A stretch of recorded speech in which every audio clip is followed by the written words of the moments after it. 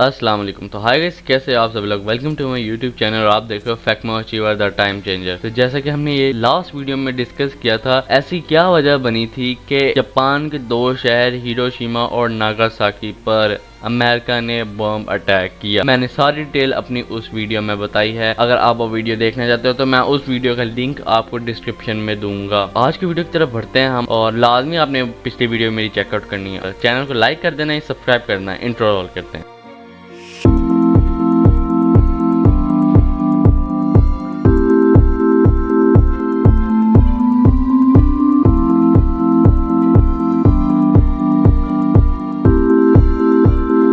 आपको ये बात जानकर हैरत होगी कि दुबई की किस्मत बदलने की शुरुआत सिर्फ 440 रुपए से हुई थी। 1937 में दुबई भी ब्रिटिश कंट्रोल में होता था और ब्रिटिश इंडिया की तरह यहाँ भी इंडियन रुपी करेंसी ही चलती थी। ब्रिटिश को दुबई की स्ट्रेटेजिक लोकेशन ट्रैवल करने के लिए आइडियल लग रही थी, क्योंकि ये यूरोप, अफ्रीका और एशिया के ठीक सेंटर में ब्रिटिश इंपीरियल एयरवेज दुबई के समुंदर में फ्लाइंग बोट्स की बेस बनाना चाहते थे, और फिर उन्होंने दुबई के साथ एक एग्रीमेंट के तहत साइन कर ली। Long range Empire flying boat UK से दुबई के समुंदर में लैंड करती थी और फिर रीफ्यूलिंग के बाद उनको ब्रिटिश इंडिया और एशिया के दूसरे हिस्सों में भेजा जाता था। इस बेस का मंथली रेंट सिर्फ 440 रुपए होता था, जिसमें वहां मौजूद गार्ड की सैलरी भी शामिल थी। कौन जानता था कि कुछ ही सालों के बाद ये दुनिया के सबसे बिजी एयरपोर्ट में तब्दील हो और यहाँ की अपनी एयरलाइन अच्छों को टक्कर दे पाएगी। एमिरेट्स को किस मुश्किल घड़ी में बनाने का काम दिया गया और आखिर एक छोटी सिटी से उभरने वाली ये एयरलाइन इतने कम वक्त में इस दुनिया की सबसे बड़ी एयरलाइन कैसे बन गई। 1950s में दुबई के रूलर शेख राशिद बिन अल मखदूम को अच्छी तरह मालूम था कि उनके पास ऑयल के रिजर्व वो सिर्फ 30 से 40 साल तक रह सकते हैं। उनको जल्द अज जल्द कोई अल्टरनेट इनकम सोर्स बनाना था। उन्होंने देखा कि ब्रिटिशर्स दुबई की लोकेशन को इस्तेमाल करके अपनी एयरलाइंस को एक स्टॉप ओवर फ्राहम कर रहे हैं और दुबई को सिर्फ मामूली सा रेंट दे रहे हैं। यही देखते हुए दुबई के रूलर ने 1959 में दुबई एयरपोर्ट की कंस्ट्रक्शन का आगाज किया। 1960s में दुबई एयरपोर्ट पहली बार लॉन्च किया गया तो इसमें सिर्फ एक छोटे कमरे जैसा टर्मिनल और एक रनवे होता था, लेकिन वो भी पक्का नहीं बल्कि रेत को कंप्रेस करके बनाया गया था। इस रनवे पर सिर्फ छोटे डॉगलेस D3 जैसे एयरक्राफ्ट ही लैंड कर सकते थे। 1965 में प्रॉपर मेटल रनवे बनवा लिया गया। उसके बाद दुबई एयरपोर्ट पे पहला लैंड करने वाला एयरप्लेन मिडल ईस्ट एयरलाइन का कॉमेट नामी तैयारा था। हर गुजरते साल दुबई के रूलर एक नई तब्दीली लेके आते थे, जिसमें मुसलसल नई से नई फैसिलिटीज एयरपोर्ट में दी जाती थी। 1969 में जहां 9 एयरलाइन काम कर रही थी जो 20 डेस्टिनेशन ऑफर करती थी, और 1980 में दुबई की एक इंटरनेशनल टॉप ओवर बनकर उभरने लगा, जहां air India, Cathay Pacific, Singapore airline और मलेशियन एयरलाइन जैसे नाम रीफ्यूलिंग करने के लिए रुकते थे। दुबई से पहले इस रीजन में ये तमाम फ्लाइट पाकिस्तान के कराची इंटरनेशनल एयरपोर्ट में रिफ्यूलिंग के लिए रुकती थी, और देखते ही देखते दुबई ने कराची एयरपोर्ट की सारी ट्रैफिक अपनी तरफ अट्रैक्ट कर ली। उस वक्त पूरे मिडिल ईस्ट के दरमियान ट्रेवल करने के लिए गल्फ एयर को इस्तेमाल किया जाता था, जो कि बहरीन की एयरलाइन है। पूरे मिडिल ईस्ट को अच्छी इंटरनेशनल फ्लाइट लेनी होती थी तो वो पहले गल्फ एयरलाइंस के जरिए दुबई आते थे और फिर वहां से अपने इंटरनेशनल सफर का आगाज करते थे। 1980 में दुबई के शेख मोहम्मद बिन राशिद अल मखदूम, जो कि उस वक्त दुबई के डिफेंस मिनिस्टर थे, उनको गल्फ एयर ने ऑफर दी कि वो सिर्फ ये अनाउंस कर दें कि गल्फ एयर दुबई की ऑफिशियल एयरलाइन है। इससे गल्फ एयर को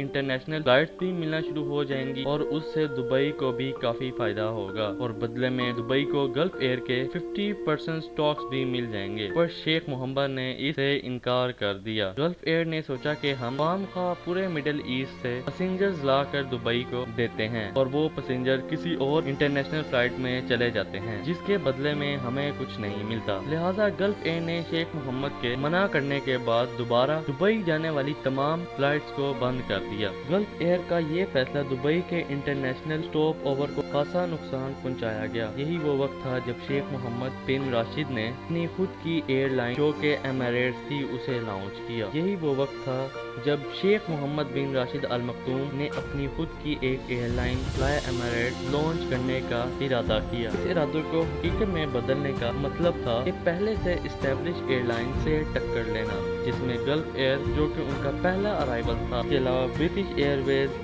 Singapore Airlines, Lufthansa, Air India और पैन एम एयरवेज बड़े बड़े नाम थे जिनके खिलाफ एमिरेट्स को ऑपरेट करना था। अब ये काम जितना सुनने में मुश्किल लग रहा है, ये हकीकत में इससे भी कई ज़्यादा मुश्किल था। उस वक्त एक बोइंग 737 की प्राइस $25 मिलियन थी। इसके अलावा पायलट्स, क्रू और इंजीनियर्स भी हायर करने थे। इसमें अलग से खर्चा लग रहा था। यानी कुल मिलाकर दुबई को एक नई एयरलाइन पर कम से कम 6 से 7 करोड़ डॉलर लगने थे, और उसके बाद भी क्या पता एयरलाइन चले या ना। यहाँ पर दुबई के शेख ने स्मार्टली खेला और पाकिस्तान से मदद मांगी।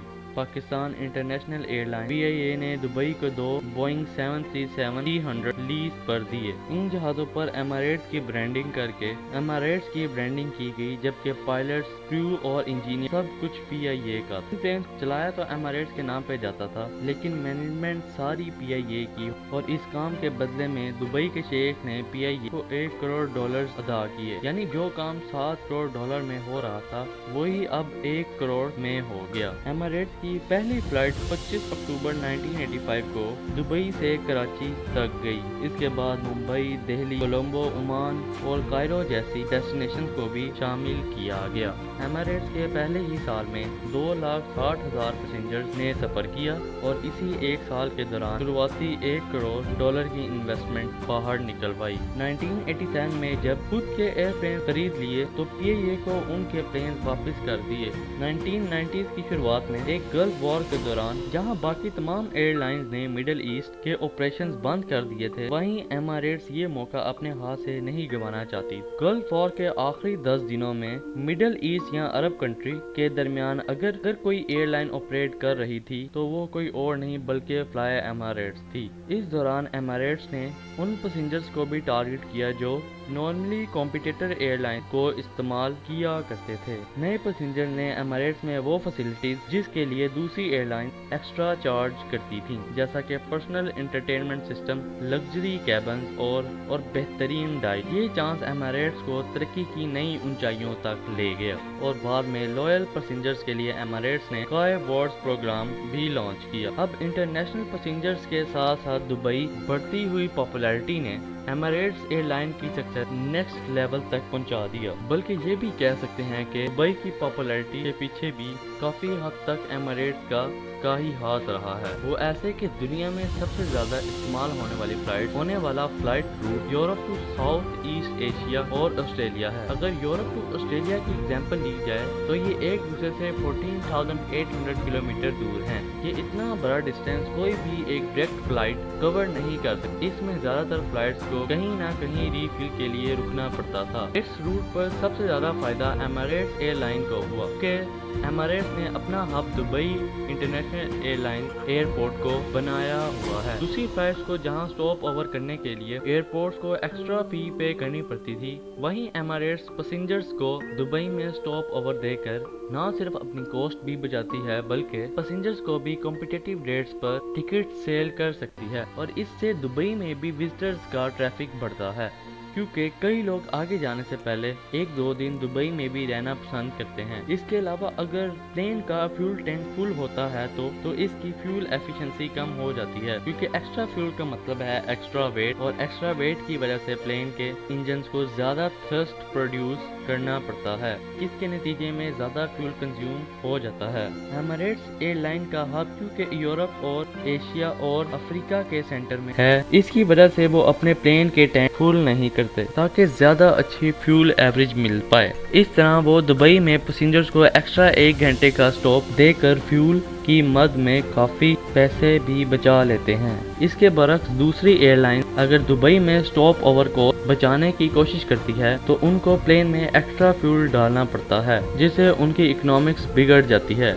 एमिरेट की सक्सेस के पीछे सिर्फ उनकी मार्केटिंग और लाजवाब सर्विस ही नहीं बल्कि एक ऐसी स्ट्रेटेजी भी है जिसको उन्होंने कई सालों तक दुनिया से छुपाए रखा। एयरबस A380 आज दुनिया का सबसे बड़ा कमर्शियल जेट है। एक वक्त में इसमें 850 पैसेंजर्स आसानी से ट्रैवल कर सकते हैं। लेकिन हैरत की बात यह है कि ज्यादातर एयरलाइन जो कि एयरबस A380 इस्तेमाल कर रही हैं, वो इस जायंट से प्रॉफिट नहीं कमा रही। सिर्फ एक ही एयरलाइन है जो कि एयरबस A380 से प्रॉफिट कमा रही है, और वो है एमिरेट्स। यहाँ तक कि ऐसा माना जाता है कि एमिरेट्स ही इस जेट को प्रॉफिटेबल बना रही है। तो आखिर एमिरेट्स ऐसा क्या करती है जो कि दूसरी एयरलाइंस नहीं कर पाती? ये राज एमिरेट्स ने कई सालों तक छुपा कर रखा। लेकिन कोविड-19 पेंडेमिक के बाद जब फ्रांस ने अपने A380 को रिटायर करने का फैसला किया, इस मौके पर एमिरेट्स के CEO का कहना था कि एयर फ्रांस को 10 एयरबस A380 खरीदने ही नहीं चाहिए थे, क्योंकि इससे यूनिट मेंटेनेंस कॉस्ट बढ़ जाती है। एयरबस A380 एक बहुत ही जायंट एयरक्राफ्ट है, जहां वो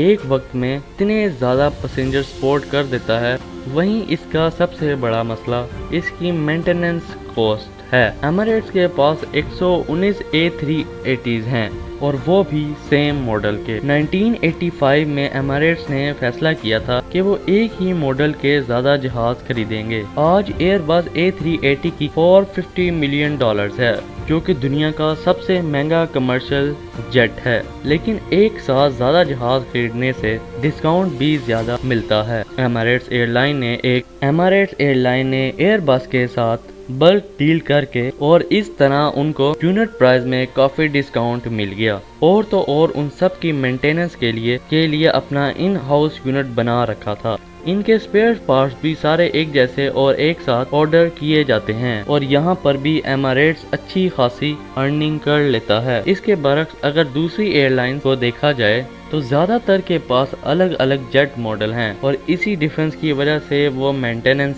थर्ड पार्टी ऑपरेटर से करवाते हैं। इसका मतलब है कि वो एक्स्ट्रा खर्च करते हैं। आज एमिरेट्स दुनिया का सबसे बड़ा ना सिर्फ एयरबस A380 का ऑपरेटर है, बल्कि बोइंग 777 के कनेक्शन में भी पहले नंबर पर आता है। एमिरेट्स के पास 119 A380s और 148 बोइंग 777 है। यहाँ तक कि एयरबस A380 के जितने भी यूनिट्स दुनिया में मौजूद हैं, उनका 50% सिर्फ एमिरेट्स ऑपरेट। ये मिडिल ईस्ट की सबसे बड़ी पैसेंजर पर किलोमीटर के हिसाब से दुनिया की चौथी और टन किलोमीटर के हिसाब से दुनिया की दूसरी बड़ी एयरलाइन कहलाई जाती है। 1998 से लेकर आज तक 4000 अरब पैसेंजर एमिरेट्स को इस्तेमाल कर चुके हैं, और इसी पीरियड के दौरान एमिरेट्स 3.5 करोड़ टन का कार्गो डिलीवर कर चुका है। ये दुनिया की वाहिद एयरलाइन है जो अपनी हिस्ट्री में कभी भी घाटे में नहीं गई। अगर देखा जाए तो हर साल इन्होंने 260